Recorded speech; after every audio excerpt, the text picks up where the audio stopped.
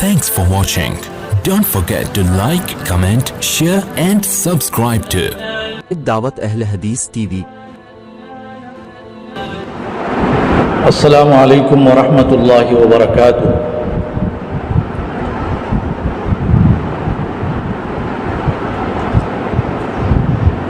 بسم اللہ الرحمن الرحیم۔ عن انس بن مالک رضی اللہ تعالی عنہ ان النبی صلی اللہ علیہ وسلم كان يضحي بكبشين أملحين أقرنين ويسمي ويكبر ويضع رجله على صفاحهما۔ نبی صلی اللہ علیہ وسلم کی زندگی ہمارے لیے ایک بہترین نمونہ ہے۔ انہوں نے جس طرح عبادات ادا کیے تھے اسی طریقے سے ہمیں حکم دیا گیا ہے کہ ہم اسی کے مطابق اپنے اعمال اور عبادات ادا کریں۔ جس طرح کہ فرمایا صلو کما رأیتمونی اصلی، جس طرح مجھے نماز ادا کرتے ہوئے دیکھتے ہو اسی طرح نماز ادا کرو۔ اور اسی طرح فرمایا خذوا عنی مناسککم، مجھ سے حج و عمرہ کے طریقے سیکھو، اسی طرح مجھ سے دین کے احکام سیکھو۔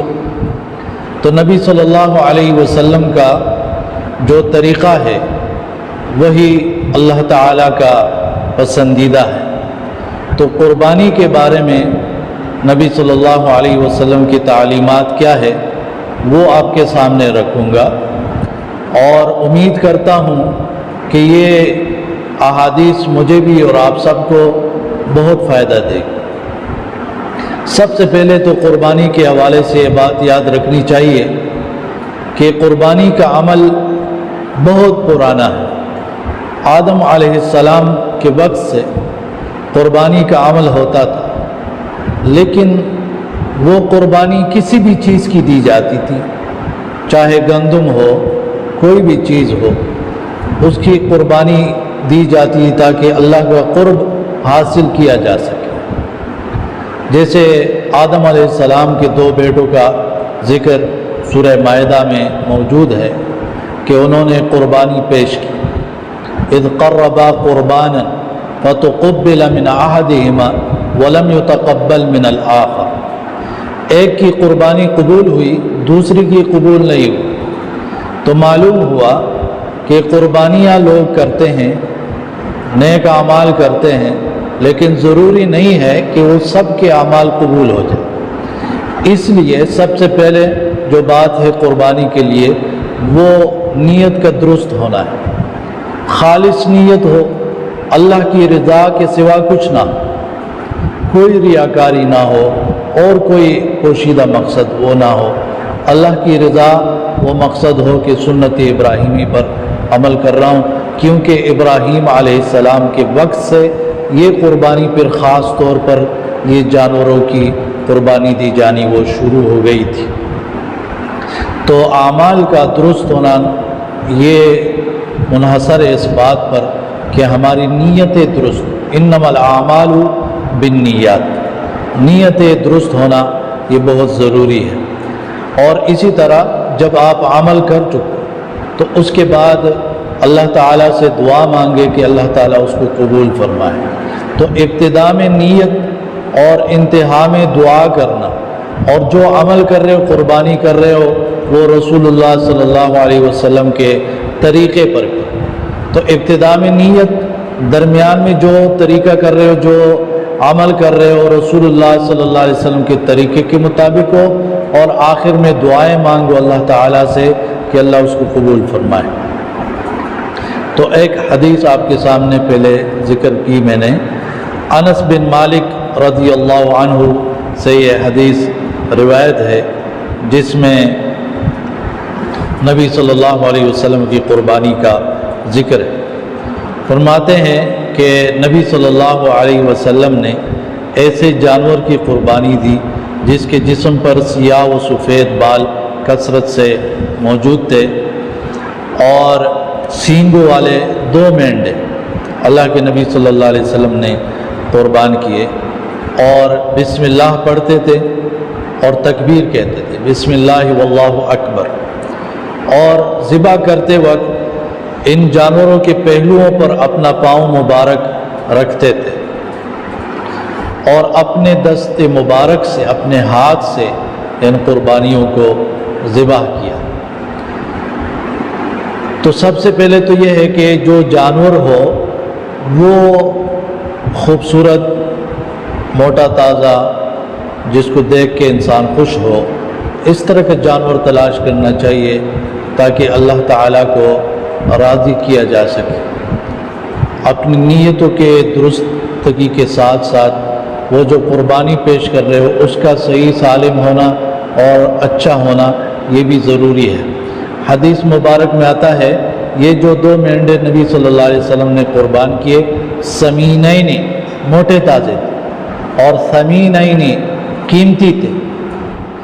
تو اللہ تعالیٰ ان چیزوں کو قبول کرتا ہے جو اخلاص کے ساتھ ہو، اچھی اور عمدہ چیزیں ہوں، اور اس کے ذریعے اللہ تبارک و تعالیٰ انسان کو نیکی کے کمال تک پہنچاتا ہے کہ انسان وہی چیز خرچ کرے جو اس کو سب سے زیادہ پسند ہو۔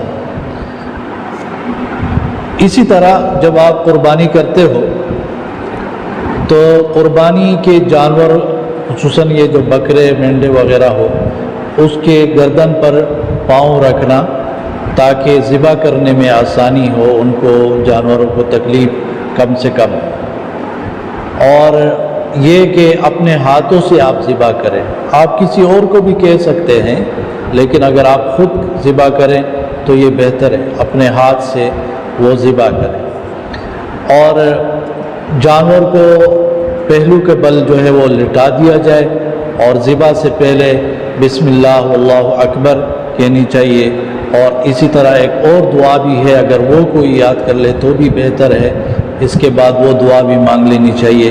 انی وجہت وجہی للذی فطر السماوات والارض علی ملت ابراہیم حنیفا وما انا من المشرکین ان صلاتی ونسکی ومحیای ومماتی للہ رب العالمین لا شریک لہ وبذلک امرت وانا من المسلمین اللہم منک ولک۔ اس کے بعد اللہم منک ولک کے بعد اپنا نام ذکر کرے، جیسے عن عبداللہ وآلہ، اور اس کے بعد بسم اللہ واللہ اکبر، اور وہ جانور جو ہے وہ ذبح کر لے۔ تو یہ ایک حدیث تھی، اور اس میں یہ تعلیم بھی نبی صلی اللہ علیہ وسلم نے ارشاد فرمایا، اشحذی المدیہ، چھری کو تیز کر۔ چھری اچھی خاصی تیز ہونی چاہیے، خصوصاً بعض اوقات جو ہے اس طرح مسائل پیش آتے، چھری تیز نہیں ہوتی ہے، جانور کو ذبح کرنے میں مسائل کا سامنا آ جاتا ہے، اور جانور کو بہت تکلیف کا سامنا ہوتا ہے۔ تو چھری بہت تیز ہو، اچھی خاصی تیز ہو، تو فوراً جو ہے وہ ذبح ہو جاتی ہے جانور، اور اس کے لیے آسانی ہوتی ہے۔ وعن ابی ہریرہ رضی اللہ تعالی عنہ قال قال رسول اللہ صلی اللہ علیہ وسلم من کان له ساعة ولم يضحی فلا يقربن مصلانا۔ ابن ماجہ کے اندر یہ ایک حدیث ہے، اور مسند احمد نے اس کو روایت کیا۔ ابو ہریرہ رضی اللہ عنہ سے روایت ہے، رسول اللہ صلی اللہ علیہ وسلم نے ارشاد فرمایا، جو شخص قربانی کرنے کی طاقت رکھتا ہو اور وہ قربانی نہ کرے تو وہ ہماری عیدگاہ کے قریب نہ آئے، عیدگاہ کے قریب نہ آئے۔ تو یہ ایک نبی صلی اللہ علیہ وسلم نے تاکید کی، گویا کہ قربانی جو ہے وہ سنت مؤکدہ ہے، کہ ایک شخص جو ہے وہ استطاعت رکھتا ہو تو ضرور اس کو قربانی کر لینی چاہیے، اس سے گریز نہیں کرنی چاہیے۔ وعن جندب بن سفیان رضی اللہ عنہ قال شہدت الاضحى مع رسول اللہ صلی اللہ علیہ وسلم فلما قضى صلاته بالناس نظر الى غنم قد ذبحت۔ جندب رضی اللہ عنہ سے روایت ہے کہ میں عید الاضحیٰ میں رسول اللہ صلی اللہ علیہ وسلم کی مجلس میں حاضر تھا. جب آپ صلی اللہ علیہ وسلم لوگوں کو نماز پڑھا چکے تو دیکھا کہ ایک بکری ذبح کی ہوئی ہے. تو آپ صلی اللہ علیہ وسلم نے فرمایا من ذبح قبل الصلاة فلیذبح شاة مکانہا، جس نے نماز سے پہلے ذبح کیا وہ اس کی جگہ دوسری بکری جو ہے وہ ذبح کر لے. وَمَن لَّمْ يَكُنْ ذَبَحَ فَلْيَذْبَحْ عَلَى اسْمِ اللَّهِ، اور جس نے ذبح نہیں کیا وہ بسم اللہ پڑھ کر ذبح کرے. یہ بخاری اور مسلم کے اندر حدیث موجود ہے. اس کا مقصد یہ ہے کہ قربانی کا جو وقت ہے وہ عید کے دن نماز سے پہلے نہیں ہے. نماز سے پہلے اگر کسی نے قربانی کر لی وہ تو صرف وہ گوشت ہے جو اس نے حاصل کر لیا، قربانی نہیں ہوئی. قربانی کا وقت شروع ہوتا ہے نماز اور خطبہ ختم ہونے کے بعد. نماز اور خطبہ کی ادائیگی ہو گئی، اس کے بعد وقت شروع ہو گیا یہ دن، اور پھر اس کے بعد جو ہے 3 دن مزید عصر تک جو ہے وہ یہ وقت ہوتا ہے کہ لوگ اس میں قربانی کریں. مغرب سورج غروب ہونے تک 13 تاریخ کی 13 ذی الحجہ کی سورج غروب ہونے تک وقت ہوتا ہے کہ لوگ اس میں قربانی کر سکتے ہیں. پہلے دن کرنا افضل ہے اور اس کے بعد والے 3 دنوں میں بھی کر سکتے ہیں. اچھا، قربانی کے جانوروں میں اگر کچھ عیب ہو تو اس جانور کو قربان کرنے سے بچنا چاہیے. وہ عیب کیا ہے؟ وہ ایک حدیث میں ذکر ہے. اس طرح کے عیب ہو یا اس سے اگر زیادہ عیب موجود ہو اس میں تو اس جانور کو قربان نہیں کرنا چاہیے. وعن البراء بن عازب رضی اللہ تعالی عنہما قال قام فینا رسول اللہ صلی اللہ علیہ وسلم فقال 4 لا تجوز فی الضحایا.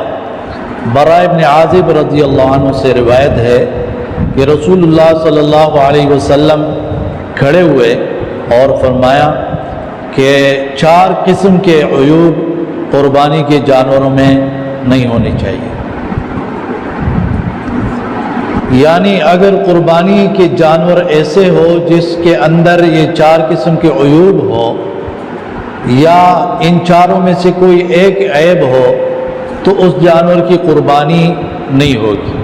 العوراء البین عورہا عورہا، وہ جانور جو کانا ہو، جس کا کانا پن بالکل واضح ہو. والمریضۃ البین مرضہا، اور بیمار جانور جس کی بیماری واضح ہو، ظاہر ہو. والعرجاء البین ضلعہا، اور لنگڑا جانور جس کا لنگڑا پن ظاہر ہو. والکبیرۃ التی لا تنقی، اور نہایت بوڑھا جانور کے اس کی ہڈیوں میں گودا نہ ہو.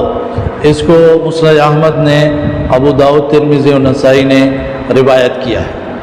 تو 4 قسم کے عیب خصوصی طور پر دیکھنے چاہیے. جانور جو ہے 1 کان یا 2 کانوں سے وہ جو ہے ایک آنکھ اور 2 آنکھوں سے کانا نہ، 1 آنکھ یا 2 آنکھوں سے کانا نہ ہو. اسی طرح ایسا بیمار نہ ہو کہ اس کی بیماری بالکل واضح ہو، اور ایسا لنگڑا نہ ہو کہ اس کا لنگڑا پن واضح ہو، اور بہت زیادہ کمزور وہ نہ ہو. تو یہ خصوصی طور پر دیکھنا چاہیے جانور کے اندر. دوسری بات جو جانور کے اندر وہ دیکھنی چاہیے وہ یہ ہے کہ جانور 2 دانتا ہو، کہ ان کے پیدائشی دانت گر چکے ہوں اور دانت آنے والے ہوں. وعن جابر رضی اللہ تعالی عنہ قال رسول اللہ صلی اللہ علیہ وسلم لا تذبحوا الا مسنۃ الا ان يعصر علیکم فتذبحوا جزعۃ من الضأن. رسول اللہ صلی اللہ علیہ وسلم نے ارشاد فرمایا قربانی میں 2 دانتا ہی ذبح کرو، لیکن اگر تمہیں مشکل اور دشواری پیش آ جائے تو پھر بھیڑ کی جنس میں سے جزع ذبح کر. تو مسنہ جانور ہو، دو دانتا ہو، کہ اس کے سامنے کے دونوں دانت جو ہے وہ گرا دیے ہوں اور ان کی جگہ نئے دو دانت نکل رہے۔ اور اگر یہ آسانی سے اس طرح کا جانور نہیں مل رہا ہے، یا مل رہا ہے لیکن بہت زیادہ مہنگا ہے اور وہ بس میں نہیں ہے، تو پھر اس کی جگہ جو ہے وہ بیڑ کی قربانی دینی چاہیے۔ 1 سال کا یا 6-7 مہینے کا بیڑ ہو تو اس کی قربانی پھر دی جا سکتی ہے۔ اسی طرح ایک اور حدیث ہے، وہ اس بارے میں ہے کہ جب آپ قربانی کر چکو تو قربانی کے جانور کی گوشت، چمڑا اور اس کے جھول وغیرہ جو بھی چیزیں ہیں، اس کے متعلق سامان، پالان، رسی وغیرہ سب کچھ خیرات کر دینا چاہیے۔ گوشت کے حوالے سے بات یہ ہے کہ آپ اس سے کھاؤ، ذخیرہ کرو اور صدقہ کرو۔ کچھ حصہ آپ صدقہ کر لو، کچھ اپنے لیے وہ ذخیرہ کر لو، کچھ کھا لو، تو آپ یہ کر سکتے ہو اس طریقے سے۔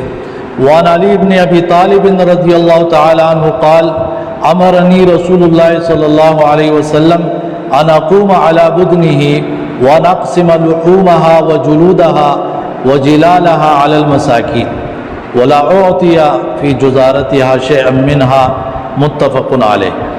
علی رضی اللہ عنہ سے روایت ہے، رسول اللہ صلی اللہ علیہ وسلم نے مجھے اپنے قربانی کے اونٹوں کی نگرانی پر مامور کیا اور مجھے حکم دیا کہ میں ان کے گوشت کھا لیں، اور اسی طرح بطور تحفظ جو کپڑا جانور پہ ڈال دیا جاتا ہے وہ چیزیں وہ تقسیم کروں مساکین میں، علی المساکین، اور قصاب کی اجرت میں اس میں سے کچھ بھی نہ دوں۔ دیکھو، اگر آپ قصائی کے ذریعے اپنی قربانی کر رہے ہو تو قصائی کے ساتھ آپ پیسے طے کرو کہ اتنے پیسے دوں گا، یہ نہیں کہ آپ اس سے کہو کہ اتنا گوشت آپ کو دے دوں گا۔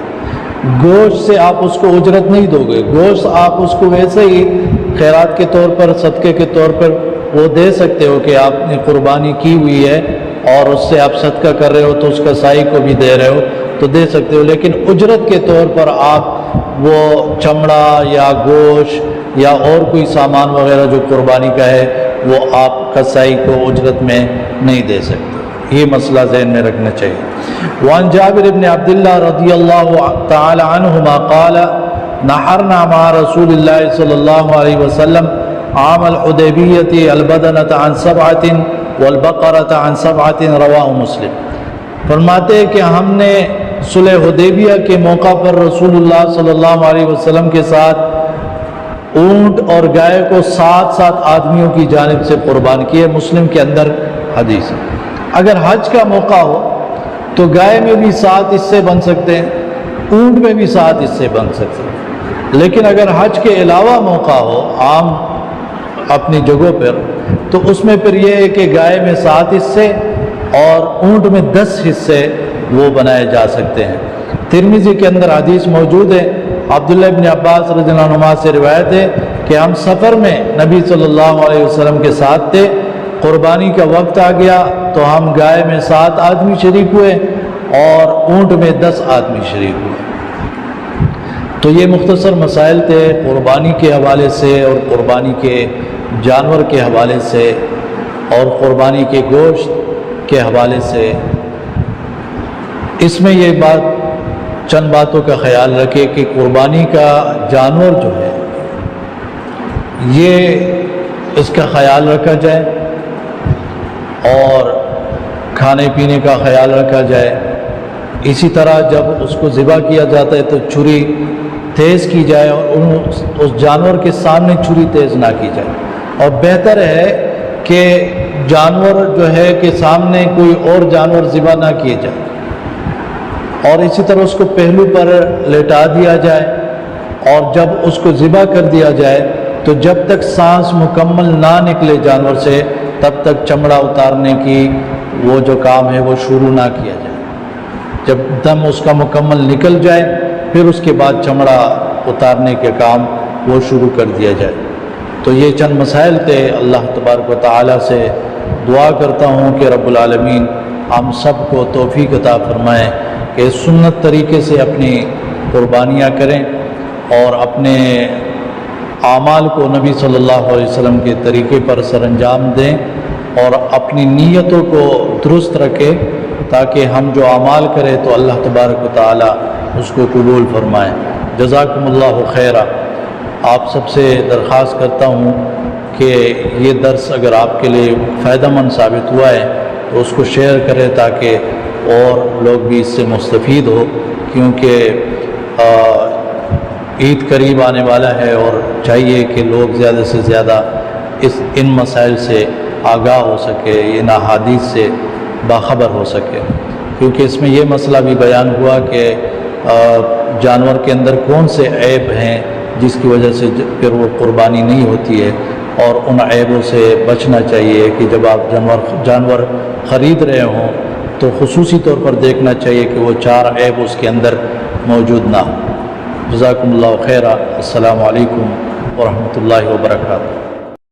دعوت اہل حدیث ٹی وی کی منفرد اسلوب اور مستند معلومات پر مبنی بے شمار دینی اور تعلیمی ویڈیوز دیکھنے کے لیے ہمارا چینل سبسکرائب کیجیے اور ہماری نئی ویڈیوز سے اپڈیٹ رہنے کے لیے بیل آئیکن پر کلک کیجیے۔